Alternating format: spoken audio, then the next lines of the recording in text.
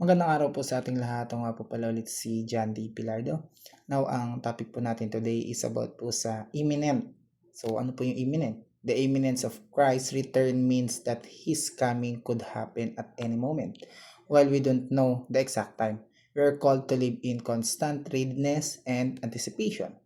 Christ's return is certain and it will be glorious, bringing justice, restoration, and fulfillment of all God's promises. The call to be ready is not one of fear, but of hope, urgency, and faith, knowing that Christ is coming to make all things new.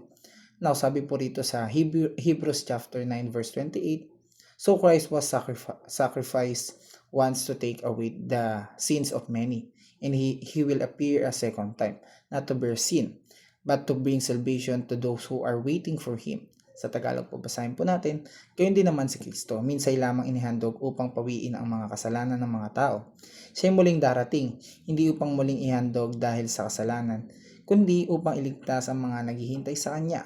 Now, sabi po rito sa first teaching natin or una nating katuruan, we will see Christ soon before His return.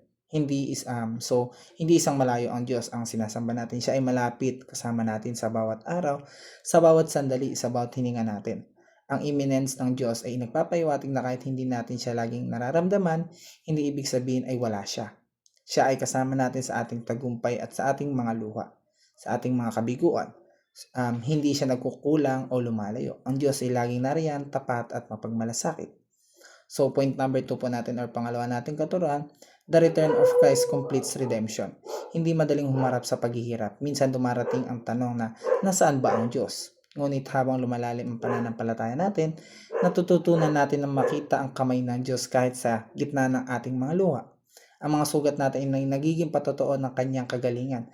Pagkabigo ay nagiging daan para matuto tayo magtiwala sa kanyang mga plano. Hindi agad-agad malinaw ang layunin ng pagsubok, ngunit tiyak ang salita ng Diyos. Sa lahat ng bagay, gumagawa ang Diyos para sa ikabubuti ng mga umiibig sa Kanya. And point number 3 po natin or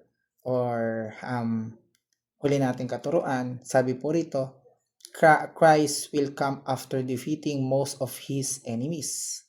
So, hindi lang tayo tinawag upang maniwala sa Diyos mula sa malayo. Inaanyayahan niya tayo sa isang malalim at personal na relasyon. Ibig sabihin, makakasama niya tayo araw-araw. Hindi lang sa tuwing linggo. Ang buhay ng may Diyos ay hindi lang relihiyon. At ito ay pakikipag-ugnayan. Siya ay ama, kaibigan at guro na nais tayong pakinggan, akayin at mahalin. So Christ will come after defeating most of His enemies.